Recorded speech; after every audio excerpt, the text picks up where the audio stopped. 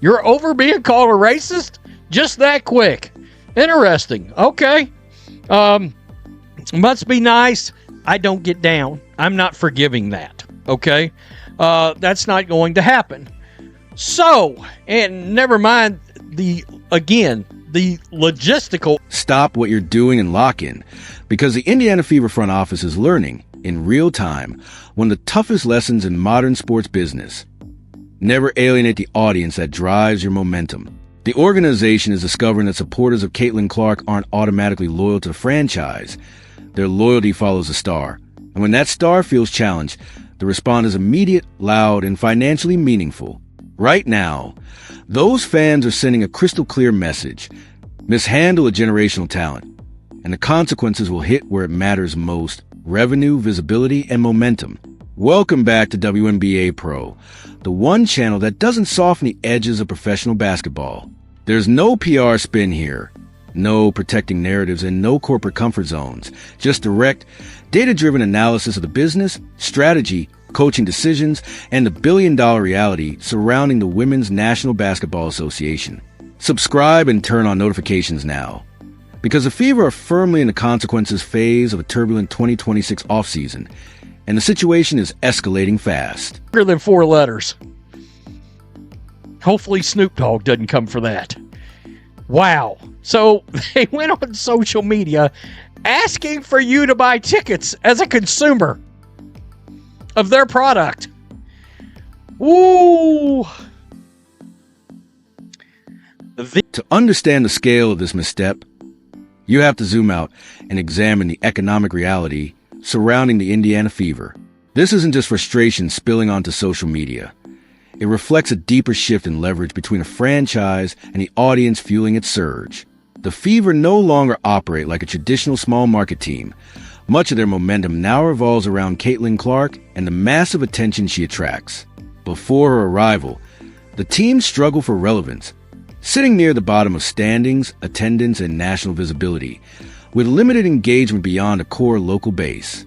Then Clark stepped in and flipped the narrative almost overnight, driving sold-out arenas across the league, prompting games to move into larger venues, igniting merchandise demand, and pushing the franchise into the center of the Women's National Basketball Association conversation. That transformation reshaped the team's value, visibility, and expectations, all tied to a single catalyst. So when an energized fan base saw the team select Raven Johnson with the 10th pick, the reaction went beyond disappointment and quickly escalated into backlash. The response is fueled by a well-known history dating back to the 2023 Final Four, when Clark waved Johnson off of the perimeter in a viral moment that sparked a lasting rivalry, amplified further by recent public comments that stirred debate among supporters. Whether those remarks were fair or not misses the broader business point. From a pure branding and customer relations perspective, drafting a player already tied attention with a highly engaged audience risks alienating the very consumers driving ticket sales, merchandise demand, and national attention, a high-stakes communications gamble that immediately intensified scrutiny around the decision. See Mitchell back here. Wow. What? Guys, there are signs. There are signs now. I'm not sure Caitlin Clark's going to be on this team. Drafting Raven Johnson was only the spark. The real firestorm ignited when head coach Stephanie White stepped to the microphone and delivered messaging that amplified every concern. When asked about the guard rotation, she didn't calm the situation. Instead, she outlined a structure where veteran Ty Harris operates as a combo guard, described Caitlin Clark as someone who can play both on and off the ball, and labeled Johnson a true point guard who thrives with possession. She then added that the added depth would allow shooting guard Kelsey Mitchell more rest, which only intensified the reaction. The issue wasn't simply lineup flexibility. It was the absence of a clear statement that the offense runs primarily through Clark's decision-making. Instead, the comments suggested a system where one of the league's most dynamic playmakers could spend extended stretches away from the ball to accommodate other guards. From a tactical standpoint, that idea alarms fans who see Clark's value in her on-ball gravity. Defenses extend far beyond the arc to contain her range, which opens driving lanes, creates clean perimeter looks, and stretches defensive schemes to their limits. When she's shifted into a traditional off-ball role, that pressure eases, the spacing tightens, and the offense can lose its most disruptive element. Today's audience tracks those trends closely, and when they hear a framework that appears to reduce the influence of the team's primary creator, they interpret it as risking the most efficient engine in the Indiana Fever attack, turning a coaching explanation into a full-scale debate about strategy, priorities, and the direction of the team. Tards. Right there. Is this a sign? Are they pushing her out of the franchise? God, if you own this team, you better wake up. Clark should leave now. You've got the dumbest front office. And that's where a tactical disagreement spills into something far bigger, because the reaction isn't limited to complaints online. It's turning into pressure that directly targets the business side of the Indiana Fever. For much of the past year, the franchise operated with overwhelming demand, including long season ticket waitlists and surging resale prices, a rare advantage for any team. The assumption seemed to be that the demand was tied primarily to the brand itself, but much of the attention clearly followed Caitlin Clark and the momentum surrounding her. Now, online chatter reflects fans claiming they're pausing renewals, declining waitlist offers, and stepping back from secondary markets that once thrived on premium pricing. Whether temporary or lasting, that shift forces the organization into damage control mode, with increased promotions, group packages, and outreach designed to rebuild urgency. The irony is hard to ignore.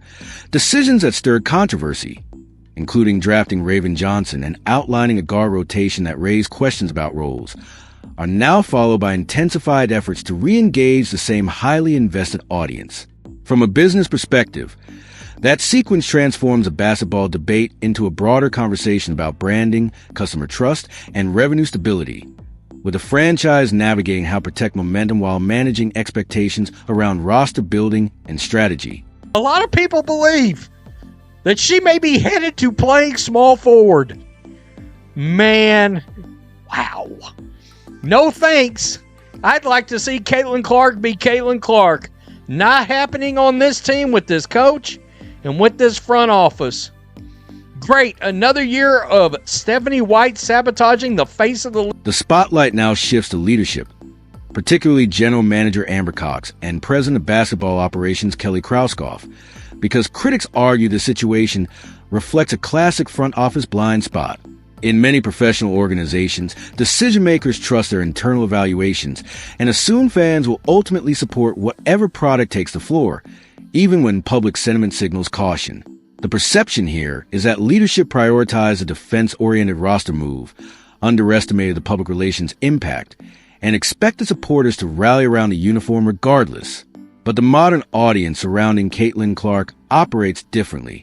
Her following is unusually large, highly engaged, and centered on her specifically rather than long-standing attachment to the Women's National Basketball Association, or the Indiana Fever. Many viewers discovered the league through her rise, meaning their loyalty is more individual-driven than tradition-driven, unlike generational ties seen with teams such as the Dallas Cowboys or the Los Angeles Lakers. When those fans feel the focal player isn't being maximized or prioritized within the system, they're more willing to disengage, pause spending, and redirect attention elsewhere. That dynamic raises the stakes for leadership decisions, turning roster construction and messaging into not just basketball questions, but strategic choices that influence audience retention, brand momentum, and the long-term trajectory of the franchise. At small forward and push that boring brand of hack and grind basketball everybody hates. Oh, God.